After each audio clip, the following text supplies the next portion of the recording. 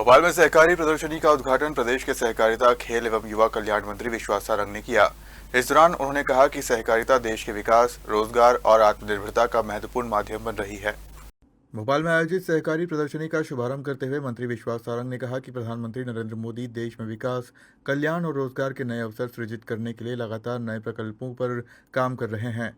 उन्होंने कहा कि सहकारिता इस विकास यात्रा का एक महत्वपूर्ण आयाम है, इसलिए केंद्र सरकार ने अलग से सहकारिता मंत्रालय का गठन किया है।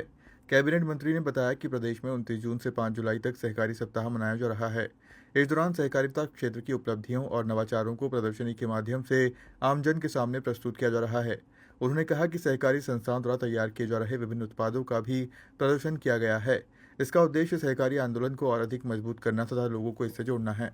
हमारे देश के यशस्वी प्रधानमंत्री नरेंद्र मोदी जी के नेतृत्व में देश में विकास, कल्याण और रोजगार के नए अवसर सृजित करने के अलग अलग प्रकल्पों की शुरुआत हुई है। सहकारिता इसमें एक महत्वपूर्ण आयाम है और इसीलिए माननीय प्रधानमंत्री जी ने सहकारिता एक अलग विभाग देश में स्थापित किया।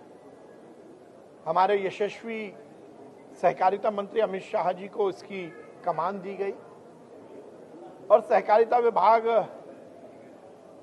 जब स्थापित हुआ उसके साथ ही सहकारी सप्ताह उन्हीं दिनों में मनाने का निर्णय लिया गया। 29 से 5 जुलाई तक, 29 जून से 5 जुलाई तक सहकारी सप्ताह पूरे देश में, पूरे प्रदेश में हम मना रहे हैं।